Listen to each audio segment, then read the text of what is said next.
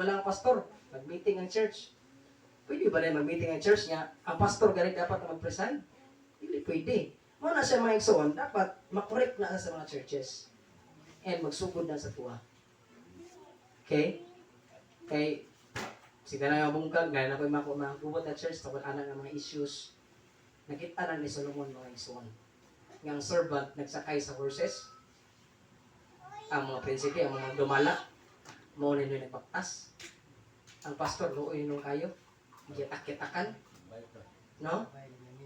Mauna siya mga igsoon.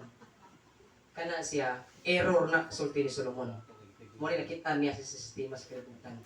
Muna yung sistema sa kalibutan. Pero nasulod sa mga churches. Nasulod sa pamilya. Nasulod sa itong kaugalingon. Muna siya mga igsoon, kinanglan nga, ma-regain. Okay? Ang rulership. Kita, atong espiritu, kita mga amahan,